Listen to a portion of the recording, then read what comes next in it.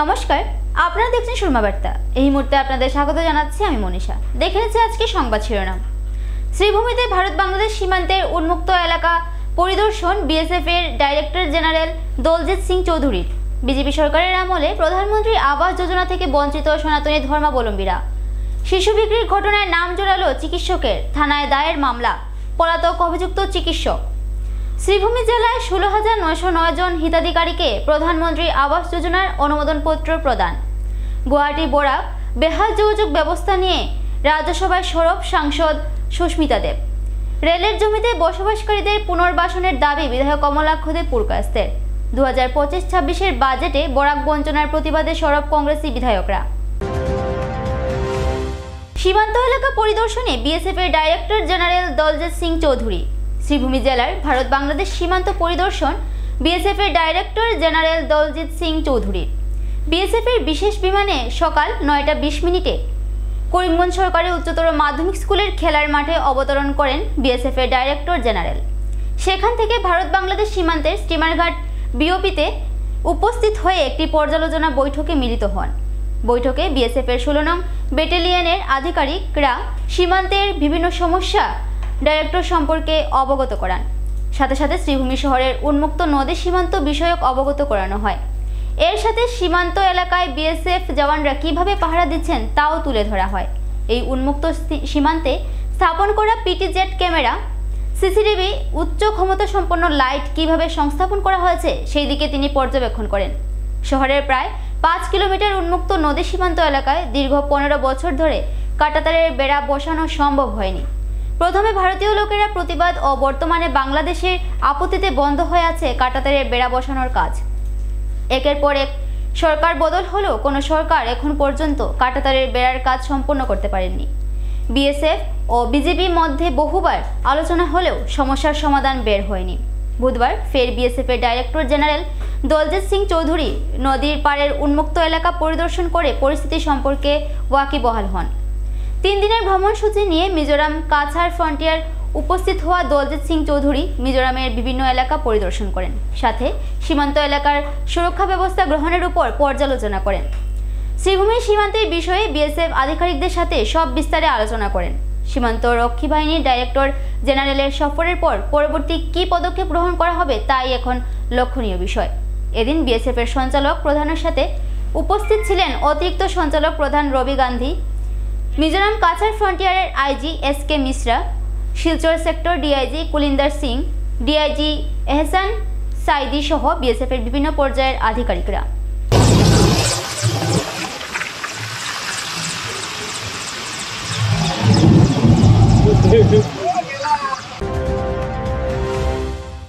শ্রীভূমিতে প্রধানমন্ত্রী আবাস যোজনার প্রকল্প থেকে বঞ্চিত দরিদ্র সনাতনী লোকেরা। পঞ্চায়েতের একাংশ কর্মীর গাফিলতির জন্য বঞ্চিত দরিদ্র সনাতনীরা। বর্তমানে সবকা সাথ সবকা বিকাশের মন্ত্রে চলা বিজেপি সরকারের দিনে শ্রীভূমি জেলায় হিন্দুকে বাদ দিয়ে বিকাশ হচ্ছে একটি বিশেষ ধর্মীয় লোকের। এই অভিযোগ সুরমা বার্তার নয়, বারংবার প্রধানমন্ত্রী আবাস যোজনার ঘর থেকে বঞ্চিত দরিদ্র সনাতনী জনগণ দুঃখ প্রকাশ করে এমন অভিযোগ তুলে ধরেছেন। সরকারি তথ্য অনুসারে মাছলি গাঁও পঞ্চায়েতে 138টি প্রধানমন্ত্রী আবাস যোজনা ঘর আবন্টনের লিস্ট বেরোলেও তাতে একজনও সনাতন ধর্মীয় লোকের নাম নেই উক্ত তালিকায়। শ্রীভূমি জেলার ভাঙ্গা অঞ্চলের মাছলি গ্রামে ধরা পড়ল এমন দৃশ্য। এলাকায় থাকা জরাজীর্ণ ঘরগুলো হলো সনাতনী সম্প্রদায়ের লোকেদের। বহু বছর ধরে দরিদ্রতার মধ্যে এভাবেই জরাজীর্ণ করে বসবাস করে আসছেন তারা। গ্রামের পাশে থাকা নদী ভাঙনের ফলে অনেকের বাড়ি ঘর নদীর জলে তলিয়ে গেছে। সেই সকল লোক প্রশাসনের অনুমতি সাপেক্ষে পঞ্চায়েতের পুরনো বাজার শেডে থাকতে বাধ্য হচ্ছেন কয়েক বছর ধরে। প্রায় 5 বছর পূর্বে সরকার মাটির ব্যবস্থা করে দিলেও বারংবার আবেদন নিবেদনের পরও প্রকৃত দরিদ্র শ্রেণীর লোকেরা আজ পর্যন্ত প্রধানমন্ত্রী আবাস যোজনার ঘর লাভ করতে সক্ষম হননি। বাধ্য হয়ে কিছু লোক নদীর পাশে পুরনো জরাজীর্ণ ঘরে অথবা বাজারের শেডে থাকতে বাধ্য হচ্ছেন। কিছুদিন পূর্বে প্রকাশ পেয়েছে প্রধানমন্ত্রী আবাস যোজনার তালিকা। দীর্ঘ সেই তালিকায় একজনও সনাতনী হিন্দু সম্প্রদায়ের লোকের নাম নেই। তালিকাটিতে 100% সংখ্যালঘু সম্প্রদায়ের লোকের নাম। এমনকি পার্শ্ববর্তী কনকলোস ও রাজপাশা পঞ্চায়েত প্রায় একই অবস্থা। এ নিয়ে চরম ক্ষোভ ব্যক্ত করেছেন স্থানীয় মাছলি জিপির বঞ্চিত দরিদ্র সনাতনী লোকেরা। তাদের আক্ষেপ, শ্রীভূমি জেলার বিজেপি কার্যকর্তারা তাদের দুঃখ বুঝে উঠতে সক্ষম হননি, তাই তারা বারবার প্রধানমন্ত্রী আবাস যোজনার তালিকা থেকে বঞ্চিত হয়ে যাচ্ছে। 38টা ঘর বন্টন করা হয়েছে। নতুন যেটা লিস্ট আউট হয়েছে সেটাতে দেখলাম আমাদের মাসলি জিপির একজন সনাতনী লোকের নাম নেই। ওনারা বলছেন যে সনাতনীরা আগে পেয়ে গেছেন, কিন্তু দেখুন বর্তমানে কি অবস্থায় আমার মাসলি জিপি সনাতনী লোকেরা কি দূর অবস্থায় আছে, বসবাস করছেন, ঘর নেই, প্রতিদিন বাচ্চা কাচ্চাদের নিয়ে বৃষ্টির মধ্যে থাকতে হচ্ছে।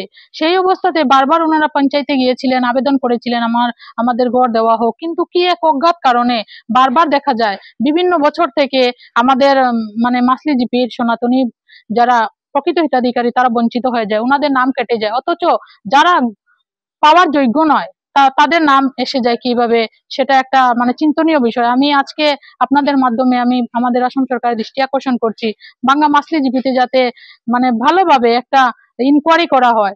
গত কয়েক বছর থেকে আমি প্রতিবাদ করছি, মাসলি জিপিতে দুর্নীতি হচ্ছে, বিশেষ সম্প্রদায়ের লোকেদের বেছে বেছে কংগ্রেস যারা প্রতিনিধি তাদেরকে দেওয়া হচ্ছে, বিজেপি সরকারের প্রতি এক প্রকার অনীহা তৈরি করার জন্য একটা ষড়যন্ত্রমূলক যারা সনাতনী প্রকৃত হিতাধিকারী তাদেরকে বঞ্চিত করা হচ্ছে, কিন্তু বারবার কি এক অজ্ঞাত কারণে সেখানে ইনকোয়ারি হয় না। এই কয়েকদিন আগে আমি একটা নিউজে দেখলাম যে 2.5 কোটি টাকা মাসলি জিপি থেকে গায়েব হয়ে গেছে উন্নয়নের নামে, যেগুলো সরকার দিয়েছিল। দেখুন সরকার তো দিচ্ছে, সবকা সাথ সবকা বিকাশের স্লোগানও দিচ্ছে, উন্নয়নের জন্য কাজ করছে, কিন্তু প্রকৃত টাকাগুলো প্রকৃত প্রকল্পগুলো সঠিক হিতাধিকারে পৌঁছাচ্ছে না, যার কারণে সরকারের প্রতি সাধারণ জনগণের মনে একটা অনীহা তৈরি হচ্ছে। আমি ধিক্কার দিই সেই সব মানসিকতার মানুষদের যারা এইভাবে সাম্প্রদায়িক মনোভাব নিয়ে আমাদের সনাতনীদের বঞ্চিত করে একতরফাভাবে এভাবে তৈরি করেছেন লিস্ট। আমার নাম সীমা রানী দাস। এখানে অভিজ্ঞতা 5 বছর থেকে আছি। সেটার মধ্যে ঘর আছিল কৃষ্ণপুর, এখানে নদী ভাঙ্গিয়া নিছে ঘর, বাচ্চা কাচ্চা লইয়া তখন টাকার অসুবিধা, কয়েকদিন জমিনও থাকছি তাম্বুটা নেই। এরপরে এখন আইছি সেট ঘরে দিছি আমরা সার্কল থেকে। মানে তো 1 বছর হয়ে গেছে, কাগজপত্র জমা দিছি, ইঞ্জিনিয়ারও হইয়া দিছেন ঘর ফাইলিবা 1 মাসের ভিতরে পাইবা, 15 দিনের ভিতরে কই 1 বছর হয়ে গেল এখনো ঘর পাইছি না। পঞ্চায়েতে গেলে খালে কইব যে এখন না তো আর 1 মাস যাক, 15 দিন যাক, পাইবা। আমরা ঘর আছে তো এই কুশিয়া নদী কিনারে কৃষ্ণপুর গ্রাম, এখানে নদী তো প্রায় 25 ফুট নিচে দিচ্ছে গিয়া নেওয়ার পরে ও সরকারি এখান থেকে আমার এখানে সেরি করে মালিক দিচ্ছে জায়গা, ওখানে জায়গা আজকে কেন আবার প্রায় 4 বছর হয়ে গেছে, 4 বছর উপরে হইব না, কুড়ো করতে পারি নাই। আমরা তো অনেক অ্যাপ্লাই করছি, অতটুকু আমরা অ্যাপ্লাই করছি যে আমরা জায়গা মারি দেবো, যখন সরকার দেবো আমরা ইন্দিরা আবাস দেবো, পঞ্চায়েত গেলে দিব দেয় না, দিমু দিয়ে আর পাইবাই তো নাম খাটি দিল, নাম আইছে, নাম আইয়া হাসা খাটি গেল। কত বছর তো গিয়া এরকম খাসা করে আছেন? বাক্কা বছর ধরে খাসা করে। আচ্ছা, আর না হলো 15 বছর। গোটা এখানে যেটা করানি হয়েছে, এখন গোটা আবার এই লিস্ট ফাইনাল লিস্টের নামটা আইছে না, একটু আবেদন এখনো করা গোটা টাইম পাই কেন? 25-30 বছর ধরে আপনাকে তো অ্যাপ্লাই করছিলেন? অ্যাপ্লাইও করছিলাম, এরপরে লিস্টে নামও আইলো, নিজেকে নাম দেখছি, এরপরে এই নাম কাটা হয়ে গেছে, মেম্বারও কইছে যে নাম কাটা হয়ে গেছে, ফাইনে নাম গিয়া ফর্ম ফিল আপ করে দিয়ে আসলাম তোর কাছে, তারপরেও দেওয়া হয়েছে না? দেওয়া হয়েছে না। আবাস যোজনার ঘর পাইন না? আপনারা আবেদন করছিলেন পঞ্চায়েতে গিয়ে? করলাম তো। কতবার করছিলা? 2-3 বার করা হয়েছে, তারপরেও নামায় না? শিশু বিক্রির ন্যায় নিকৃষ্ট কাজে নিয়োজিত হয়ে চিকিৎসক সমাজকে কলঙ্কিত করল এক চিকিৎসক। শিশু বিক্রির অভিযোগে অভিযুক্ত চিকিৎসকের বিরুদ্ধে কঠোর ব্যবস্থা গ্রহণ শ্রীভূমি জেলা প্রশাসনের। এই ঘটনাটি সংঘটিত হয়েছে শ্রীভূমি জেলায়। ঘটনার বিবরণে জানা যায় যে কিছুদিন পূর্বে এক মহিলা গর্ভপাত করতে আসে চিকিৎসক নীলাদ্রি শেখর দাসের কাছে। 5 মাসের গর্ভবতী মহিলাকে শ্রীভূমি অসামরিক চিকিৎসালয়ের চিকিৎসক নীলাদ্রি শেখর দাস প্রবঞ্চনা করে গর্ভপাত না করিয়ে পাঠিয়ে দেন। অভিযোগ মতে চিকিৎসক নীলাদ্রি শেখর দাস বৃহৎ পরিমাণে টাকার বিনিময়ে গর্ভবতী মহিলাকে 4 মাস পরে গোপনে নিলামবাজার এলাকার ভারত বাংলাদেশ সীমান্তের অজপাড়া গ্রামে এক ব্যক্তিগত স্বাস্থ্য প্রতিষ্ঠানে নিয়ে সন্তান প্রসব করান। তারপর বৃহৎ টাকার বিনিময়ে চিকিৎসক নীলাদ্রি শেখর দাস শিশুটিকে শ্রীভূমি শহরের ব্রজেন্দ্র রোডের শঙ্কর দাস ও মিতালি দাসের হাতে সমঝে দেন। গোপন সূত্রের খবরের উপর ভিত্তি করে জেলার শিশু সুরক্ষা ইউনিট অভিযান চালিয়ে শিশুটিকে উদ্ধার করে শিশু সুরক্ষা ইউনিটে নিয়ে আসে। এই তথ্য সামনে আসার পর জেলা প্রশাসন ঘটনাটি নিয়ে তদন্ত শুরু করে। শ্রীভূমি অতিরিক্ত জেলা শাসকের দেওয়া তথ্য মতে প্রশাসনের তদন্তের সময় সন্তান জন্ম দেওয়া মহিলার সঠিক পরিচয় উদ্ধার হয়। চিকিৎসালয়ের রেকর্ডে প্রকৃত মহিলার নাম পাওয়া গেছে। এদিকে শিশু সুরক্ষা ইউনিট চিকিৎসক নীলাদ্রি শেখর দাসের বিরুদ্ধে শ্রীভূমি সদর থানায় মামলা দায়ের করা হয়েছে। এই ঘটনায় সমগ্র শহরে তীব্র প্রতিক্রিয়ার সৃষ্টি হয়েছে। একজন চিকিৎসক হয়ে কিভাবে এমন নিকৃষ্ট কাজ করেছেন নীলাদ্রি শেখর দাস তা নিয়ে জনগণ নানান প্রশ্ন উত্থাপন করছেন। উনি যেটো প্ৰশ্ন সুধিছে I think that is related to the recent যেটো এডপশ্যনৰ কথা যেটো উত্থাপন হৈছে কেইদিনমান আগতে, এইটোৰ বিষয়ে চাগে আপুনি সুধিছে। এতিয়া কথাটো হ'ল যে আমি চাইল্ড প্ৰটেকশ্যন ইউনিট, আমাৰ ডিষ্ট্ৰিক্ট চাইল্ড প্ৰটেকশ্যন ইউনিটে এটা চ'ৰ্চৰ পৰা খবৰ পালে যে ইয়াতে এটা ইলিগেল এডপশ্যনৰ কেছ এটা হৈছে। এতিয়া প্ৰিডমিনেণ্টলি আপোনাক মই জনাব বিচাৰোঁ যে এডপশ্যন মানে ইলিগেল এডপশ্যনটো আণ্ডাৰ জুভেনাইল জাষ্টিছ 19 আপোনাৰ ছেকশ্যন 56ৰ আণ্ডাৰত পৰে। ইয়াতে আমি অভিযোগটো পাইছিলোঁ যে ইয়াতে one doctor namely Niladri Shekhar Das, তেওঁ কিবা এটা মানে হেৰি কৰি ইলিগেল এডপশ্যনৰ এটা কেছ হৈছে বুলি। পিছত আমি তদন্ত কৰিলোঁ। আমি প্ৰথমতে ক'ব বিচাৰিছোঁ যে আমি সেই কেছুৱাটো আমি হেৰি কৰিব পাৰিছোঁ, আমি আনিছোঁ, য'ৰ পৰা তেওঁক এডপ্ট কৰা হৈছে এই পৰিবাৰৰ পৰা আনি এতিয়া আমি তেওঁক ৰেজিষ্টাৰ কৰি তেওঁ সংস্থাত আমি দিছোঁ।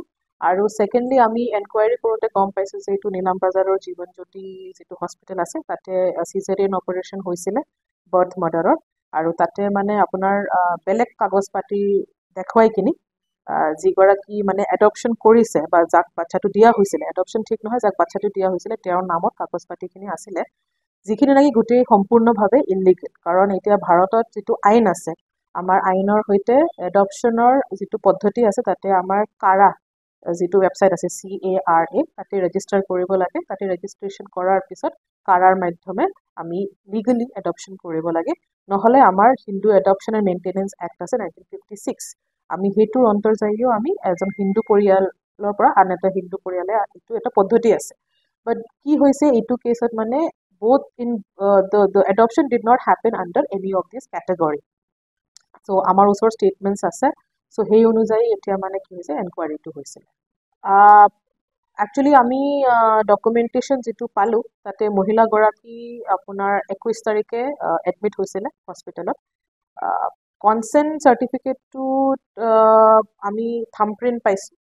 থাম্বপ্ৰিণ্টটো চ' basically it was a blank consent certificate, তাতে অকল থাম্বপ্ৰিণ্টটো আছিলে আৰু যিজনে মানে থাম্বপ্ৰিণ্ট যাৰ আছিলে তেওঁৰ নামটো আছিলে তাতে।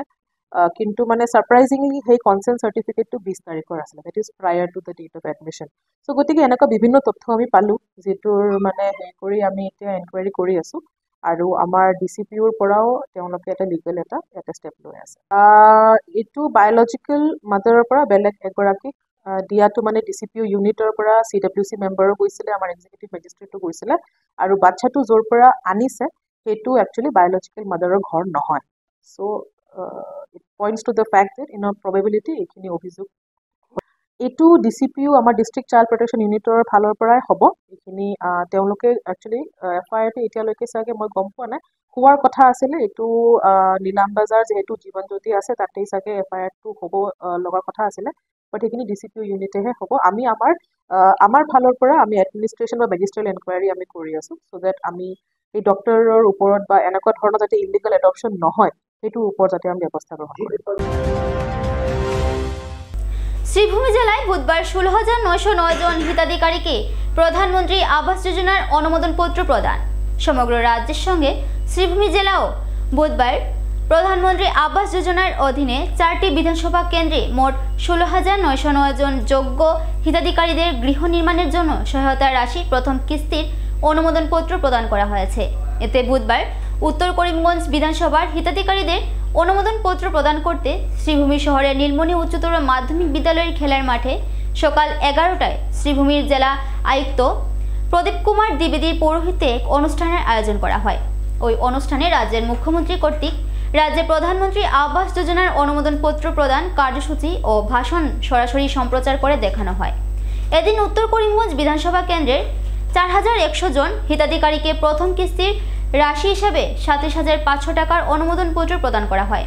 অনুষ্ঠানে অনুমোদন প্রাপকদের 1-2 দিনের মধ্যে তাদের ব্যাংক অ্যাকাউন্টে অর্থ জমা হবে জানানো হয়।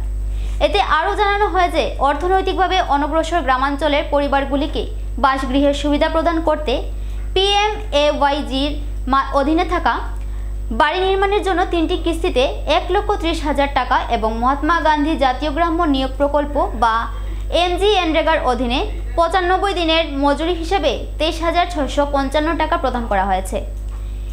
এই যোজনায় সর্বমোট 1,53,655 টাকা একজন সুবিধা প্রাপকের ব্যাংক অ্যাকাউন্টের মাধ্যমে প্রদান করা হবে। এদিনের অনুষ্ঠানে ডিডিসি দীপক জিডুং, এডিসি উদয়শঙ্কর দত্ত, উন্নয়ন পর্ষদের চেয়ারম্যান দেবব্রত সাহা, বিজেপি জেলা সভাপতি সঞ্জীব বণিক প্রমুখ অংশগ্রহণ করেন। অনুষ্ঠানে জেলা আয়ুক্ত সহ অন্যান্য বক্তারা এই যোজনার সুবিধা প্রাপকদের কেন্দ্র সরকার প্রদত্ত PMAYGর অর্থ সঠিকভাবে ব্যবহার করে যথাসময়ে গৃহ নির্মাণ করতে এবং কাহাকে কোনো ধরনের অর্থ বা উৎকোচ প্রদান না করতে সতর্ক করেন। এদিকে এদিন শ্রীভূমি জেলার দক্ষিণ করিমগঞ্জ বিধানসভার 5,884 জন, রামকৃষ্ণনগর বিধানসভার 3,473 জন এবং পাথারকান্দি বিধানসভা কেন্দ্রে 3,452 জন হিতাধিকারীকে অনুরূপ অনুষ্ঠানের মাধ্যমে PMAYG এর অনুমোদন পত্র প্রদান করা হয়েছে।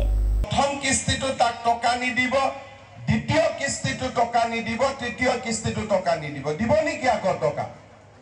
কাকো টকা নিদিব, হ'ব নে? দিয়াৰ মন আছে নেকি?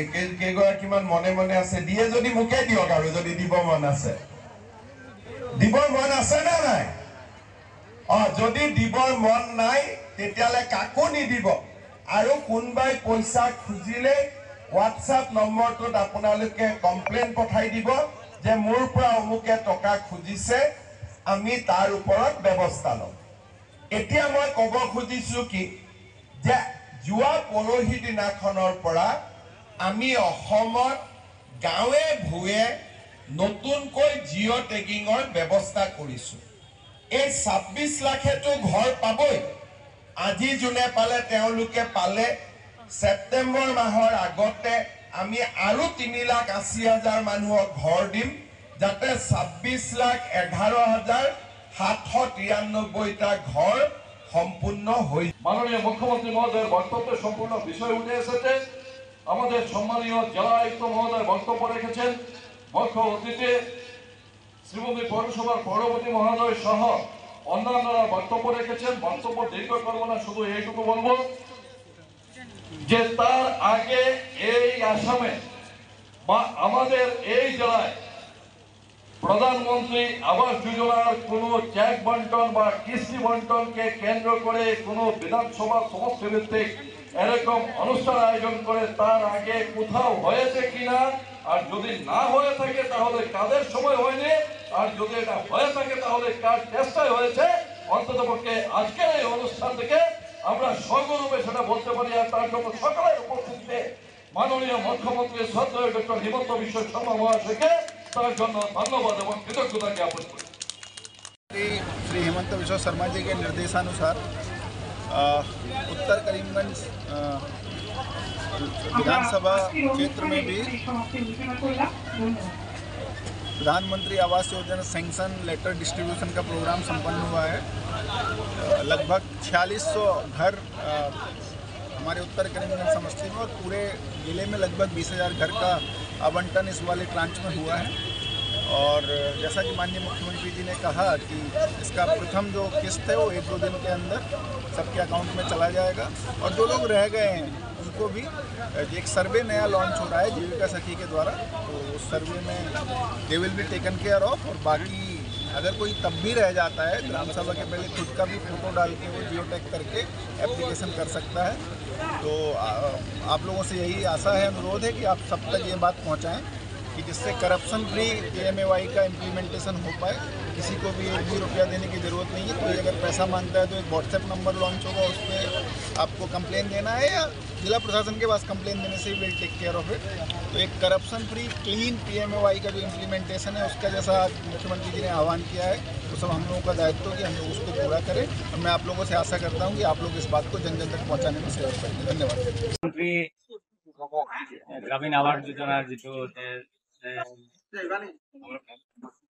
माननीय प्रधानमंत्री যেভাবে সমস্ত আসামের মানুষদেরকে এই ঘরের মাধ্যমে এই প্রধানমন্ত্রী আবাস যোজনার মাধ্যমে মানুষদেরকে সুবিধা করে দিয়েছেন, ঠিক তদ্রুপভাবে মানুষদেরকে কিন্তু ফি হওয়ার জন্য ফির চাউল ডিস্ট্রিবিউশন করছেন।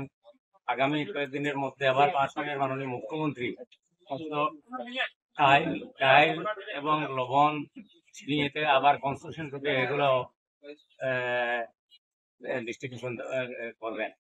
তো আমি আসামের মাননীয় মুখ্যমন্ত্রীকে ধন্যবাদ জানাই, সাথে সাথে প্রধানমন্ত্রী সাহেব নরেন্দ্র মোদী সাহেবকে ধন্যবাদ জানাই যেভাবে গরিব দুঃখী মেহনতি মানুষের জন্য সাহায্য করছেন। এটা সর্বস্তরের মানুষরা এই বেনিফিটটা পাচ্ছেন। তো তার জন্য আমরা উভয়কে ধন্যবাদ জানাই।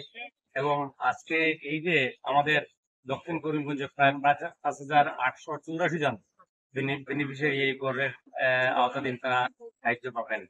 এবং এবারে নিয়ে নিচ্ছি ছোট্ট একটা বিজ্ঞাপন বিরতির সঙ্গে থাকুন। আনন্দ সংবাদ করিমগঞ্জে এই প্রথম 3D সিটি স্ক্যানের সুবিধা নিয়ে এলো Karimganj health city, Banmali road, Karimganj. পুরো শরীর 3D সিটি স্ক্যানের সুবিধা এখন পাচ্ছেন করিমগঞ্জে। আন্তর্জাতিকভাবে বিখ্যাত ডাক্তার দ্বারা রিপোর্ট। 3D সিটি স্ক্যানের জন্য যোগাযোগ করুন টেলিফোন 03843260705, মোবাইল 9678033047।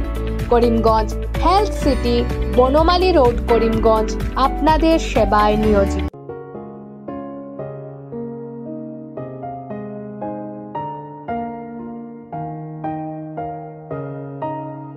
চিকিৎসা সেবায় নতুনত্ব নিয়ে হাজির নিউ লাইফলাইন হাসপাতাল। অত্যাধুনিক প্রযুক্তিতে এখানে pinhole surgery, gallbladder, appendix surgery করা হয়।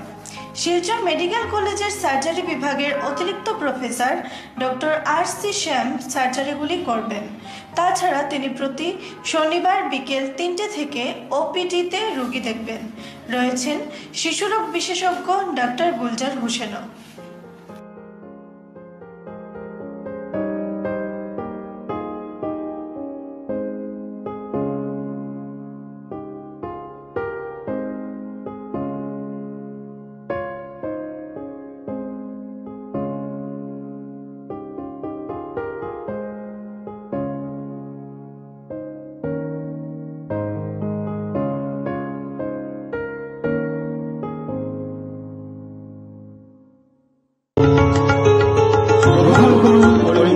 হোলসেল কোঅপারেটিভ স্টোর্স তথা সহযোগীর আন্তরিক অভিনন্দন। করিমগঞ্জ হোলসেল কোঅপারেটিভ স্টোর্সের নিয়ন্ত্রণাধীন স্টেশন রোডস্থ বিভাগীয় বিপণী সহযোগী নতুন উদ্যোগে সমৃদ্ধ হয়ে জনগণের সেবায় এগিয়ে এসেছে।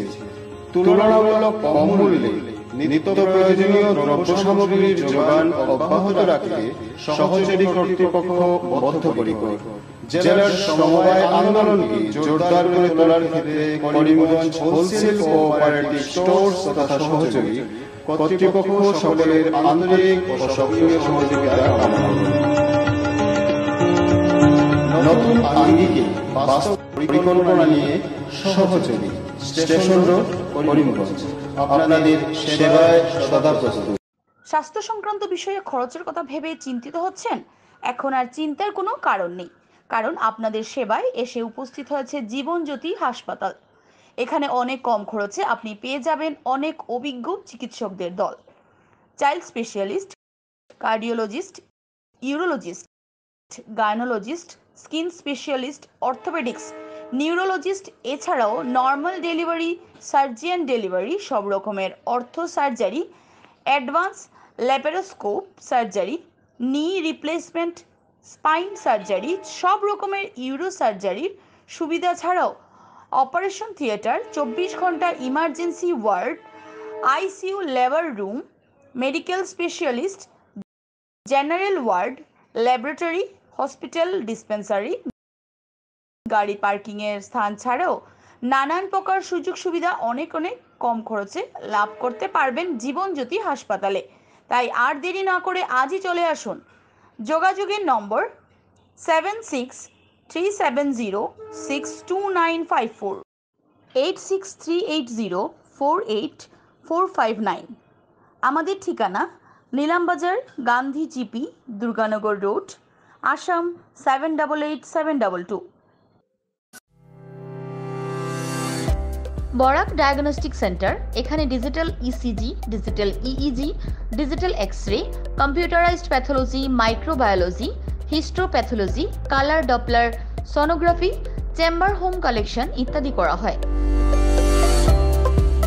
আমাদের প্রতিষ্ঠান সকাল 7টা থেকে রাত্রি 9টা পর্যন্ত খোলা থাকে। প্রতিদিন সকাল 8টা থেকে সোনোগ্রাফি করা হয়। যোগাযোগ Barak diagnostic centre, settlement road. যোগাযোগের নম্বর 03843273151, 7086376822, 9401325290। বিভিন্ন আধুনিক ও আকর্ষণীয় টাইলসের সম্ভার নিয়ে উপস্থিত প্রিয়া টাইলস।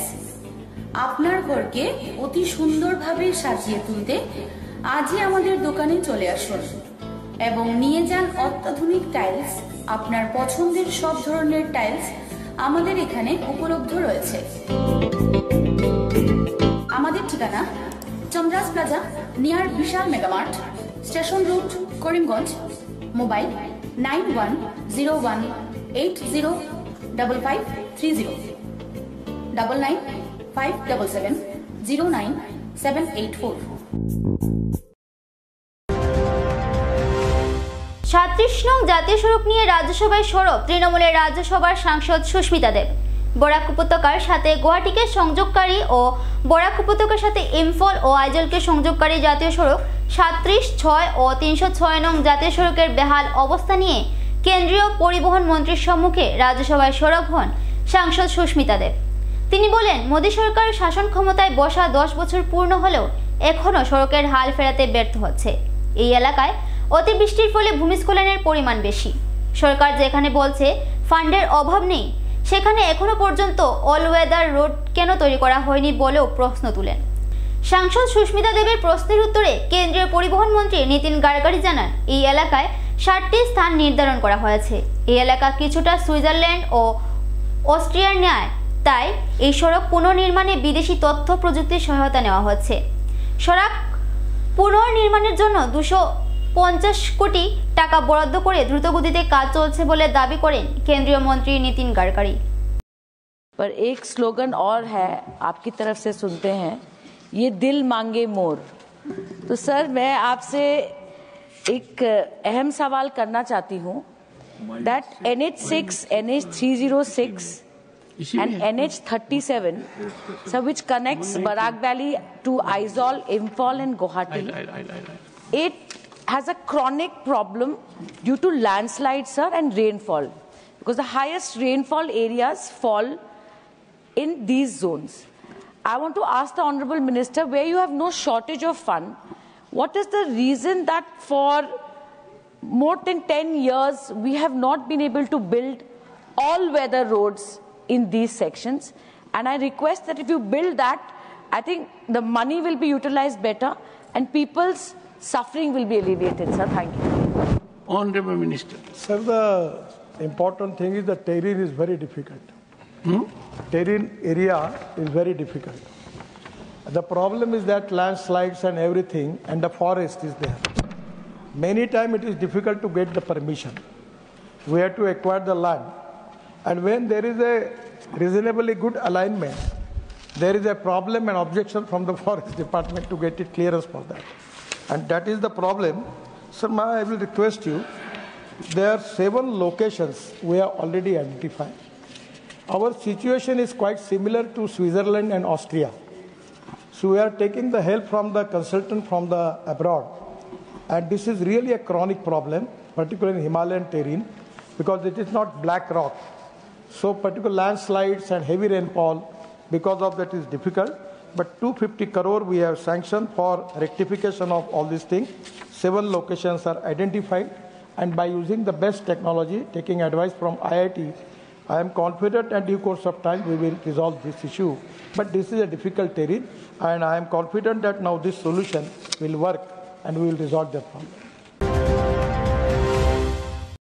রেলের জমি দখল মুক্তকে কেন্দ্র করে জেলা প্রশাসন ও রেল আধিকারিকদের সাথে বৈঠকে বিধায়ক কমলাক্ষ দে পুরকায়স্থ সহ বদরপুরের জনগণ। বুধবার এক সাংবাদিক সম্মেলন করে বিধায়ক কমলাক্ষ দে পুরকায়স্থ বলেন, রেলের জমিতে জবরদখল মুক্ত হোক, রেলের উন্নয়নমূলক কাজ হোক, তা তারাও চান, কিন্তু ইভিকশনের নামে জবরদখল তারা মেনে নেবেন না বলে জানান বদরপুর কলোনিবাসীরা। বিধায়ক কমলাক্ষ জানান, পূর্বেও বদরপুর কলোনি এলাকার বাসিন্দারা রেলের উন্নয়নমূলক কাজের জন্য উচ্ছেদকে স্বাগতম জানিয়েছেন। বিগত দুর্গাপূজার সময় থেকে রেল কলোনি এলাকায় উচ্ছেদ হবে বলে শোনা যাচ্ছে। সেই উচ্ছেদ যেন হঠাৎ করে বল প্রয়োগের মাধ্যমে না হয় সেই দাবি করেন। এই দাবি নিয়ে তিনি মুখ্যমন্ত্রীর সাথে আলোচনা করলে মুখ্যমন্ত্রী শ্রীভূমি জেলা শাসকের সাথে কথা বলেন, যার পরিপ্রেক্ষিতে বুধবার জেলা শাসক ও রেল আধিকারিকদের সাথে এক দীর্ঘ আলোচনা অনুষ্ঠিত হয়। বিধায়ক কমলাক্ষ দে পুরকায়স্থ বলেন, তারা অযথা উচ্ছেদ অভিযান না চালিয়ে রেল কোনো প্রকল্প হাতে নিলে শুধু সেই স্থানেই স্বইচ্ছায় যেন লোক জায়গা ছেড়ে দিতে পারেন সেই সময় দিয়ে উচ্ছেদ অভিযান চালানো হোক। এছাড়াও উচ্ছেদ হওয়া লোকেদের পুনর্নিবাসের দাবি জানান। আজকে আমরা জেলাধিপতির সঙ্গে আমরা যোগাযোগ করি। আপনারা সবাই জানেন এবং ইতিমধ্যে বদরপুর কলোনি সেই জায়গায় রেলের ইভিকশন, সেটা নিয়ে অনেক দিন থেকে জলগুলা চলছে এবং এর আগেও অনেকবার ইভিকশন হয়েছে। যখন বটগেজ হয়েছিল তখন ইভিকশন হয়েছে এবং অনেকবার রেলের যখন প্রয়োজন ছিল সেই প্রয়োজন সাপেক্ষে অনেকবার ইভিকশন করা হয়েছে। সেই মর্মে এবার কিছুদিন থেকে প্রায় 3-4 মাস থেকে বা পূজার আগ থেকে অনেকবার নোটিশ দেওয়া হচ্ছিল যে ইভিকশন করা হবে। আমরা যারা বদরপুর শহরে যারা থাকি, অর্থাৎ কলোনিতে যারাই বসবাস করেন, রেল অর্থাৎ রেলের সম্পত্তি আমরা সেটা স্বীকার করি, রেলও আমাদের এবং রেলের সম্পত্তিও আমাদের এবং রেলটা কে চলবে? আমরাই রেল চলবে, রেল তো অন্য কেউ চলবে না। আমাদের সম্পত্তি আমরাই হিসাবে বুক করবো এবং সেটা নিয়ে যাতে কোনো ধরনের কোনো অসুবিধা না হয়, যেটা আমার রেসপন্সিবিলিটি, সেটা আমাদের দায়িত্ব কর্তব্য। বিশেষ করে আমাদের সাংসদ পরিমল শুক্লবৈদ্য মহাশয়, ওনারও আমরা দৃষ্টি আকর্ষণ করি, উনিও যথেষ্ট আমাদেরকে সহযোগিতা করেছিলেন এবং একসময় সেটা অনেক দূর গড়িয়ে যায়, জলটা অনেক দূর গড়িয়ে যায়। গতকালকে আমাদের জনপ্রিয় মুখ্যমন্ত্রীর সঙ্গে সেই কথাগুলো আমি তুলে ধরি, সেটা নিয়ে আমি আলোচনা করি যে বদরপুর রেল কলোনি অর্থাৎ সেই জায়গায় যদি ইভিকশন হয়, যদি এবং ইভিকশনটা এমনভাবে ইভিকশন হয়, হঠাৎ করে গাড়ি লাগিয়ে দিল, 20, 25টা, 40টা, 50টা ঘর ভেঙে দিল, সেটা সমীচীন নয়। সঙ্গে সঙ্গে মুখ্যমন্ত্রীর দৃষ্টি আকর্ষণ করি এবং মুখ্যমন্ত্রী আমাদের জেলাধিপতির সঙ্গে যোগাযোগ করেন এবং আজকে সেই মর্মে একটা মিটিং হয়। তো জেলাধিপতির সঙ্গে মিটিংয়ের সময় আমরা সবাই সেই দাবি রাখি এবং জেলাধিপতিও সেটাতে একমত। রেলের বিভাগীয় আধিকারিকরা এখানে ছিলেন, ওনাদের সঙ্গে যেটা আলোচনা হয় এবং আলোচনা ক্রমে ওনারা সেটা একমত এবং আমরা সেটা আসলে কী হয়, রেল ইভিকশন করে সেই জায়গায় কোনো কাজ করে না, সেই জায়গায় পরে দেখা যায় মধুরী জুয়ারি একটা আড্ডা হয়ে যায়। আমাদের কোনো জায়গায় যদি রেলের প্রজেক্ট হবে, রেল কোনো জায়গায় কাজ করবে, সেই জায়গাটাকে ক্লিয়ার করতে আমাদের কোনো অসুবিধা নেই। তো প্রথম সিদ্ধান্ত হয় যে নিড বেসিসে যে জায়গায় রেলের দরকার সেই জায়গায় ইভিকশন করা হোক এবং সেই ইভিকশনটা সেলফ ইভিকশন, সেটা নয় যে ইভিকশন নোটিশ দিলাম, ইভিকশন করে দিলাম, সেটা নয়, সেলফ ইভিকশন। যদি আপনার কোনো প্রজেক্ট হাতে নেওয়া হয় যদি এবং তার জন্য যদি ইভিকশনের কোনো দরকার হয়, যদি তার জন্য আমাদের সেলফ ইভিকশন করা হোক, সেখানে যাতে ফোর্স ইভিকশন করা যাতে না হয়। যাতে অনেক সময় দেখা যায় ফোর্স ইভিকশন করা হয়, ফোর্স লাগিয়ে ইভিকশন করা হয়, জেসিবি লাগিয়ে ইভিকশন করা হয়। সে যেমন যুদ্ধঙ্গি একটা পরিবেশ, সেখানে যেমন বিরাট বড় একটা যুদ্ধ লেগে গেছে, তেমন একটা পরিবেশ। তো আমরা একমাত্র ক্লিয়ার একদম ডেভেলপমেন্ট হোক, কিন্তু এইভাবে ইভিকশন হতে পারবে না। যেখানে সেখানে ইভিকশন করে দিলাম, কোনো জায়গায় ডেভেলপমেন্ট আমরা সেই জায়গায় ইভিকশন করে দিলাম। আগে ইভিকশনে যখন ব্রডকেজ হয়েছিল তখন ইভিকশন হয়েছে, আমরা সহযোগিতা করেছি। তো এখন যদি কোনো প্রজেক্টের কাজ না হয় যদি, তাহলে এখানে ইভিকশন করা হবে এবং জেলাধিপতির কাছে আমরা সেই কথাগুলো তুলে ধরি। রেলের মাটি হলো মাটির মালিক স্টেট গভর্নমেন্ট, আর রেল ডেভেলপমেন্টের আমরা পক্ষে, আমরা কোনো ধরনের ডেভেলপমেন্টের বিপক্ষে নয়। যেখানে প্রয়োজন আমাদের যারা জনপ্রতিনিধি আছে, লোকাল আমরা যারা রয়েছি, আমাদের কনফিডেন্সে নিয়ে যেখানে যেখানে ডেভেলপমেন্টে যা প্রজেক্ট আছে করুক, আমরা সহযোগিতা করব। আননেসারি ইভিকশনের নামে তছনছ করার আমরা পক্ষপাতী নই। আর এই লোকগুলো রেলের কাছে প্ল্যান্টি অফ ল্যান্ড রয়েছে, মোর দ্যান 1700 একর্স ল্যান্ড রয়েছে। এই লোকগুলোকে ইজিলি রিহেবিলিট করতে পারে যদি আমাদের জনপ্রতিনিধিরা, আমাদের রাজ্য সরকার সহযোগিতা করে রেলের সঙ্গে মিলে এই লোকগুলোকে রিহেবিলিট করা যায়। রেলের নিজস্ব একটা মার্কেট তৈরি করে দিয়ে এই যারা আজকের দিনে আপনারা সবাই অবগত আছেন বদরপুর একটা রেল বেস টাউন। 2025-26 আসাম বাজেটে বরাক বঞ্চনা নিয়ে সরব বরাক কংগ্রেস। বুধবার শ্রীভূমির কংগ্রেস কার্যালয়ে আয়োজিত সাংবাদিক সম্মেলনে বিজেপি সরকার কর্তৃক বরাক বঞ্চনার বিরুদ্ধে সরব হন বরখলার বিধায়ক মিসবাহুল হক, কাটিগড়ার বিধায়ক খলিল উদ্দিন মজুমদার। সাংবাদিক সম্মেলন থেকে কংগ্রেস নেতৃত্বরা বলেন, আসামের বিজেপি সরকার বরাক উপত্যকার সাথে বিমাতৃসুলভ আচরণ করে যাচ্ছে। 40 লক্ষের অধিক জনগণ বসবাস করা বরাক উপত্যকা উন্নয়ন বিভাগের জন্য মাত্র 100 কোটি টাকা মঞ্জুর করার মাধ্যমে সরকার এই অঞ্চলের জনগণের সাথে বিমাতৃসুলভ আচরণ করছে। আসামের অন্যান্য অঞ্চলে বরাক উপত্যকা থেকে জনসংখ্যার অনুপাত কম হওয়ার পরও বেশি অর্থ মঞ্জুর করা হয়েছে। জেলার নাম পাল্টালেও করিমগঞ্জবাসীর ভাগ্য উদয় করতে ব্যর্থ বিজেপি সরকার। এবারের বাজেটে শ্রীভূমির জন্য কোনো কিছুই ঘোষণা করেনি আসাম সরকার। এডিআরই সহ বিভিন্ন সরকারি চাকরিতে বরাক উপত্যকার চাকরি প্রার্থীদের মাইক্রোস্কোপ দিয়ে খুঁজতে হবে বলে উল্লেখ করেন কংগ্রেসের বিধায়করা। এদিনের সাংবাদিক সম্মেলনে জেলা কংগ্রেস সভাপতি রজত চক্রবর্তী সহ অন্যান্যরা উপস্থিত ছিলেন। মানে আমার কোনো আইডিয়াই ছিল না যে করিমগঞ্জে এত ট্রাফিক, যে অবস্থা। আমি ভাবতাম আমরা শিলচরে ট্রাফিক বেশি, কিন্তু এখন দেখি করিমগঞ্জে এইরকম ট্রাফিক সমস্যা, এটার সুরাহ করার কোনো ব্যবস্থা নেই। আচ্ছা, যাই হোক, আপনারা সম্মুখীন হয়েছি আজকে আমাদের দলের নির্দেশে। এইবার আসাম সরকার তার বাজেট পেশ করেছে। বাজেটে আমরা সবাই বলেছি এক কথায় যে এই বাজেট মানে ভোটের বাজেট, আর ভোটমুখী একটা বাজেট দিয়েছে, যে বাজেটে যাতে তারা জয় করতে পারে সেই চেষ্টা নিয়ে সেইভাবে তারা করছে। কিন্তু কথা হলো বাজেটে টোটাল বাজেট হলো 1,55,000 কোটি টাকা। এটা হলো টোটাল যে ফিগার দিয়েছে এই বাজেটটা। কিন্তু আসাম সরকারের ঋণও আছে 1,55,000। এখন আপনারা চিন্তা করে যে আমাদের অর্থনৈতিক অবস্থাটা কী, যেটা বাজেট যেটা দিয়েছে, বাজেটের যে পজিশন, আর এদিকে আমাদের ঋণ, এই ঋণে লোনে এই অবস্থায় কি কাজ হবে। আমরা বরাকভ্যালি সম্বন্ধে একটু বলতে চাই। আমাদের বরাকভ্যালিতে একটা নতুন বিভাগ দেওয়া হচ্ছে, 100 কোটির বিভাগ। আমরা ডিআরসি মানে ডিপার্টমেন্টের রিলেটেড কমিটির মিটিংয়ে আমি ওই বরাকের এটার চেয়েছিলাম যে 100 কোটি টাকা দিয়ে কি হবে, মানে কি উনি বাড়া করতে যাচ্ছেন কর্মসূচি। কিন্তু বিভাগ থেকে যে কাগজ পেলাম, আমি আজকে আনতে ভুলে গেছি, সেখানে দিয়েছে যে এটা বাজেট পাস হওয়ার পরে তারা বসে ঠিক করবে। তো এই যে অবস্থা, 100 কোটি টাকার একটা পেয়ে বিজেপি ভাবছে যে বরাককে সাংঘাতিক কিছু করে দিয়েছে। কিন্তু এইবার বরাকে বাজেটের মধ্যে বরাকের জন্য কোনো পয়সা নেই। আমি তো করিমগঞ্জের কোনো কিছু পাই না। বাজেট রয়েছে, আপনারা প্রত্যেকে জানেন। আমরা এবার আশাবাদী আসলে লাস্ট বাজেট 25-26 বাজেট রয়েছে, যে বরাকও যে জায়গায় বরাকও আমরা বরাক ডেভেলপমেন্টের একটা ডিপার্টমেন্ট দেওয়া হয়েছে।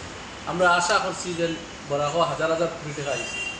কিন্তু আজকে যে সময় বাজেট দেওয়া হয়েছে, ফাইন্যান্স মিনিস্টারকে দেওয়া হয়েছে মুখ্যমন্ত্রীর নেতৃত্বে, কিন্তু আমরা দেখছি 105 কোটি টাকার মতো আমরা বাজেটটা দেওয়া হয়েছে। সেই হিসাবে আমাদের বরাকর বিশেষ করে সব তো সরকারের পক্ষের এমএলএ মাথা বহুত কঠিন, কিন্তু আমরা বিরোধী দলের এমএলএ আছি, আমরা তো সঠিক বরাকর লাগে মারতে লাগবে। এই ধরনের বিভিন্ন আমরা যে প্রকল্প আসলো অ্যাকচুয়ালি আমরা জানি মুখ্যমন্ত্রী নিজে স্টেটমেন্ট দিচ্ছেন 3টা ফ্লাইওভার শিলচর, কিন্তু দেখা গেছে আজকে শুনছি এখন 2টা এবং 700 কোটি টাকা দেওয়ার বাজেটও ধরা হয়েছে। এবং বিশেষ করে আমরা আরও বহুত ধরনের দাবি আছে, অ্যাসেম্বলির বহুত ধরনের কোয়েকশন হয়েছে, বহুত ধরনের আমরা গেমেন ব্রিজ, যেটা মানে বদরপুর গেমেন ব্রিজের বিভিন্ন সমস্যা আছে, কিন্তু এটা কোনো বাজেটে কোনো উল্লেখ করা হয়েছে। এবং এখানে রাজনগর একটা ফ্রি কেন একটা ব্রিজের লাগে, বরাক নদীর ব্রিজের লাগে একটা বিশেষ করে বহুত আন্দোলন করা হয়েছে, ডিমান্ড কমিটি বহুত ধরনের ডিমান্ড দিছে, একদম দিল্লি লেভেল পর্যন্ত দিচ্ছে, কিন্তু বাজেটে কোনো উল্লেখ নেই। এবং আমরা প্রত্যেকে জানি বদরপুর রেলওয়ে যেটা ঘাটক রেল ব্রিজ যেটা আছে, রেলর ক্রসিং যেটা আছে, কেন ওভারব্রিজের লাগে আমরা দীর্ঘদিন থেকে দাবি করছি এবং দীর্ঘদিন থেকে আমরা অ্যাসেম্বলি বিভিন্ন কোয়েকশন করছি। প্রত্যেক দিনই কেন মানুষ বিভিন্ন সমস্যা মানুষ হ্যারাসমেন্ট, আজকে স্কুল কলেজে যাওয়া সম্ভব হয় না, হসপিটালে যাওয়া সম্ভব হয় না, মানুষ এই ধরনের অনেক হ্যারাসমেন্ট, প্রত্যেক দিনই কেন জাম থাকে, মানুষের বিভিন্ন ধরনের হ্যারাসমেন্ট, এইটাও আমরা সরকারের কাছে দাবি জানাই। কিন্তু এটাও দেখছি এখানে কোনো ওভারব্রিজের লাগি সরকারের কোনো এই বাজেটও আইছে না। এই ধরনের বিভিন্ন ধরনের আসার কথা আসলো। আমরা জানি বরাকর বিভিন্ন ধরনের মাননীয় মুখ্যমন্ত্রী যেভাবে হয়েছে, যে আমরা জানি এবার বরাকর লাস্ট বাজেট হিসেবে আমরা অনেক কিছু পাইব, কিন্তু বরাকর এরকম কিছু হওয়া গেছে না। শর্মা বার্তা আজ এ পর্যন্তই। আগামীকাল আবার দেখা হবে একই সময় একই চ্যানেলে। নমস্কার।